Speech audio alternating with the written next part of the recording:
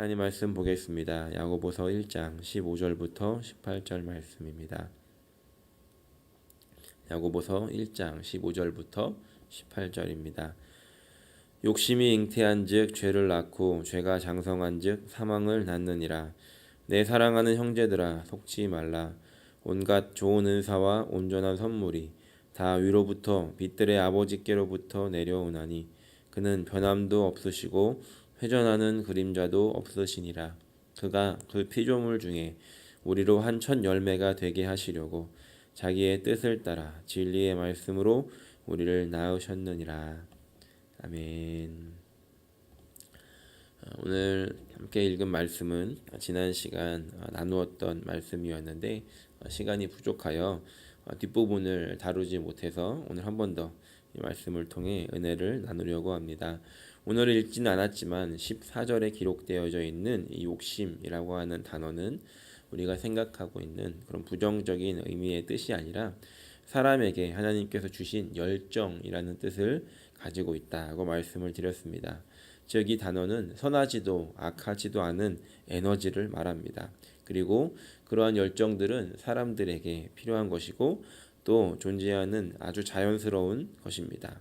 무언가를 먹고 싶은, 무언가를 갖고 싶은, 또 사랑을 받고 싶은, 또 사랑을 하고 싶은, 인정을 받고 싶은, 소속이 되고 싶은 이러한 마음들, 이러한 열망들은 지극히 자연스러운 것입니다. 만약에 그런 것들을 거부한다라고 한다면 그것을 우리는 금욕주의라고 한다고 말씀을 드렸습니다.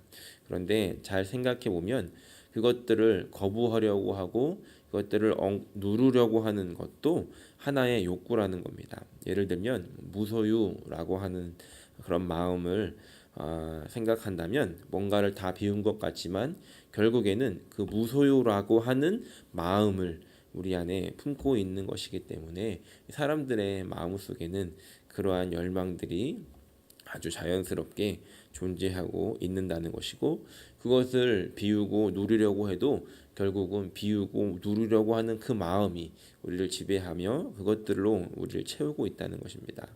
무엇이 되었든 이렇게 사람의 마음을 채우려고 하는 것, 그것이 사람들의 열망일 것인데 우리가 살고 있는 이 세상은 그 열망들을 채울 것들을 우리에게 제공해 줍니다. 다시 말해 사람들은 세상에서 얻을 수 있는 것들을 통해서 그 자신의 자연스러운 열망을 채우려고 하고 그러다 보니 이제 그 방향이 잘못된 방향을 잡게 되어 결국에는 안타까운 길로 향해 간다는 것입니다. 세상에서 얻을 수 있는 것들, 그것을 늘 채우려고 하지만 이 세상은 늘 부족한 뿐이라는 것이죠. 그렇기에 그것을 채우고자 사람들 안에는 다툼이 발생하고 또 자기가 가지고 있는 이미 채워진 어떤 그것들을 놓치지 않기 위해서 굉장히 집착하게 만드는 것입니다. 그것을 욕심이라고 말할 수 있을 텐데 사람들은 그것을 움켜쥐고 또 그것을 품는다는 것입니다. 오늘 15절 말씀을 보니까 욕심이 잉태한즉 죄를 낳고 죄가 장성한즉 사망을 낳느니라 라고 말씀합니다. 그 욕심을 그 열망들을 잘못된 세상에서 주는 것들로 채우려고 하다 보니 그것을 움켜쥐고 품으려고 하다 보니 결국 나오는 것은 죄요. 그 마지막은 사망으로 끝나게 되더라는 겁니다. 그러므로 16절 말씀에서 우리에게 속아서는 안 된다라고 가르쳐 줍니다. 내 사랑하는 형제들아 속지 말라라고 말씀합니다. 세상이 주는 것은 아무리 채워봤자 죽음 앞에서 아무것도 남지 않고 우리는 어떤 것도 가지고 갈 수 없는 그런 것들이 바로 이 세상에서 우리에게 채우려고 하는 것이고 결국은 그것을 쫓아 따라가는 인생들은 결국 그것에 속아서 아무것도 가져가지 못한 채 아무것도 손에 쥐지 못한 채 죽음을 맞이하게 되더라는 겁니다. 세상도 우리에게 많은 것을 주고 또 하나님도 우리에게 많은 것을 주지만 하나님께서 주시는 것은 그 종류와 성격과 그 풍성함과 그로 인한 결과는 완벽하게 다른 차이를 갖는다는 겁니다. 요한복음 10장 10절에서 우리는 그것을 알 수 있는데 이렇게 기록합니다. 도둑이 오는 것은 도둑질하고 죽이고 멸망시키려는 것뿐이요 내가 온 것은 양으로 생명을 얻게 하고 더 풍성히 얻게 하려는 것이라.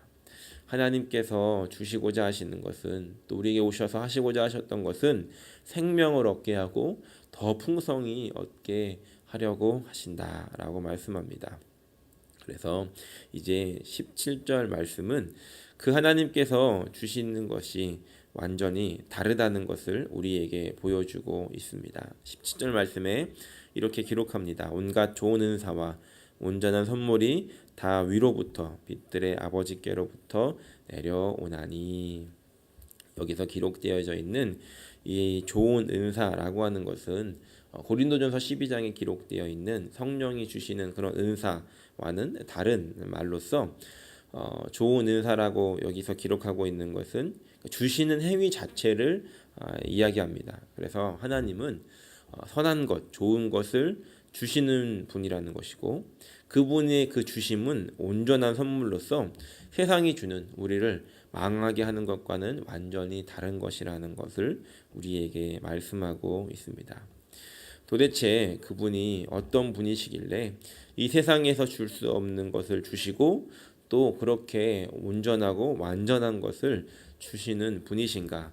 그것이 바로 17절 후반부에 기록되어 있는 말씀을 통해서 그분이 어떤 분이시기에 그것을 주실 수 있는지를 기록하고 있는데, 17절 후반부를 보면 그는 변함도 없으시고 회전하는 그림자도 없으시니라 라고 말씀하고 있습니다.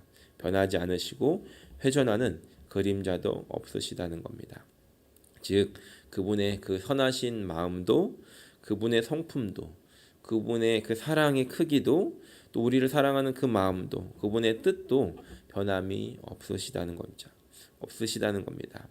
사람들은 하루에도 몇 번씩 마음의 변화를 겪습니다. 그리고 상황에 따라, 그 여건에 따라서, 또 우리가 주어진 그 환경에 따라서 우리의 기분도 우리의 행동도 날마다 변하는 것이 바로 사람인데, 하나님은 그렇지 않다는 겁니다. 우리가 살아가는 날에는 흐린 날도 있고 맑은 날도 있고 추운 날도 있고 더운 날도 있지만, 사실 우리를 비추고 있는 태양은 그대로 존재하고 있듯이 하나님도 마찬가지로 변함이 없는 분이라는 것이죠. 단지 우리가 받아들이는 상황에 따라, 환경에 따라, 또 우리의 마음에 따라 우리는 변화를 겪지만, 그리고 하나님께서 변하시는 것처럼 느껴지지만 사실 하나님은 변하시지 않는 분이라는 겁니다. 또한 하나님은 회전하는 그림자가 없으시다라고 말씀합니다. 하나님은 창조주가 되셔서 피조물이 아니시기 때문에 완전한 빛으로서 그림자도 없으신 분이라는 겁니다. 다시 말해서 하나님의 그 풍성한 능력이 어떤 외부적인 조건에 의해서 제한을 받는 분이 아니라는 것입니다. 하나님은 그 자체로 완벽하시고 그 자체로 빛이시기 때문에 그 어떤 것에도 컨트롤 받지 않으시고 제한을 받지 않으셔서 우리에게 온전한 것을 주실 수 있고, 그 하나님이 주시는 것만이 우리를 풍성하게 채우실 수 있다는 것을 우리에게 말씀하고 있다는 것이죠. 그 하나님께서, 그 온전하신, 그 완전하신 하나님께서 우리에게 품으신 뜻이, 꿈이 있으셨습니다. 오늘 말씀의 제목이 하나님의 꿈인데, 오늘 그 하나님의 꿈이 어떤 것인지 18절 말씀을 통해서 우리는 알 수 있습니다. 18절 말씀에 이렇게 기록합니다. 그가 그 피조물 중에 우리로 한 첫 열매가 되게 하시려고 자기의 뜻을 따라 진리의 말씀으로 우리를 낳으셨느니라. 하나님께서는 그분의 그 풍성함을 따라가는 사람들, 다시 말해서 세상이 주는 것에 속지 않는 사람들, 채울 수 없는 것으로 채우려고 발버둥치고 그것을 따라가서 그것을 품고 잉태하여서 죄를 낳고 사망을 낳는 그런 사람들이 아니라, 하나님께서 주시고자 하시는 그 온전한 것들로 채워서 이 세상에서 당하는 그 시험을 극복하고 하나님께서 주시기 원하셨던 것들을 따라 완전한 모습으로 살아가는 그런 사람들을 하나님께서는 낳기를 원하셨다는 것입니다. 18절 말씀에 보니까 자기의 뜻을 따라 진리의 말씀으로 우리를 낳으셨느니라 라고 이렇게 기록을 하고 있습니다. 이 세상은 그 죄 욕심을 품어서 죄를 낳고 사망을 낳지만 하나님께서는 하나님의 뜻을 품고 그 진리의 말씀을 품어서 우리를 낳으셨다는 것입니다. 즉 하나님께서는 우리에게 그 하나님의 뜻을 품으시고 진리의 말씀을 통해 우리를 낳으셨다는 것입니다. 실패한 세상의 방식을 따라 사는 사람이 아니라 이제 새로운 하나님의 방식을 따라 살아갈 사람들을 예수 그리스도를 통해서 낳으셨다는 겁니다. 이제 새로운 것을 품고 새로운 것을 낳는 그런 새로운 시스템을 예수님을 통해서 만드셨다는 것입니다. 그렇다면 그 하나님의 풍성함을 따라 하나님의 꿈을 이룰 사람들은 어떻게 살아가는 사람들인가? 바로 하나님께서 하나님의 뜻을 품고 진리의 말씀으로 우리를 낳았듯이 우리가 하나님의 뜻을 품고 그 진리의 말씀이신 예수님을 따라 살아가는 그런 사람들을 통해서 낳게 되어지는 결과가 바로 하나님께서 원하셨던 꿈이라는 겁니다.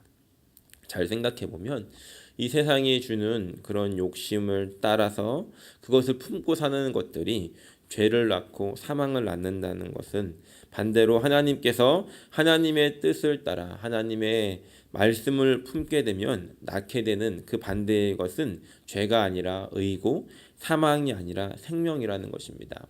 즉 하나님께서 하나님의 뜻을 품고 또 말씀을 따라 살아가는 사람들이 낳는 것이 의와 생명의 그런 열매이고 하나님께서는 우리를 낳으셨는데 다시 말해 의와 생명의 열매를 우리에게 낳기를 우리가 그렇게 따라 살아가기를 그런 열매를 갖는 삶을 살아가기를 원하셨다는 것입니다.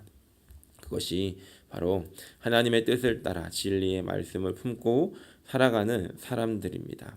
그래서 그것을 우리에게 한 첫 열매가 되게 하시려고 했다라고 기록하고 있는 것이죠. 하나님께서 예수님을 통해 새롭게 만드신 그런 시스템으로 우리를 낳으시고 그것을 통해서 이제 세상을 따라 살아가는 사람이 아니라 온전한 것을 품고 살아가는 사람들이 이 세상에 가득하기를 원하셨다는 것입니다. 하나님께서 원하셨던 그런 꿈, 오늘 저와 여러분들에게 품은 꿈인 줄로 믿습니다. 오늘 누가 그 하나님의 꿈을 품고 하나님께서 원하셨던 그 뜻을 이루어드리는 삶을 사시겠습니까? 바라기는 오늘 저 여러분들이 그런 삶을 살아가는 사람들이 되어지기를 소원합니다.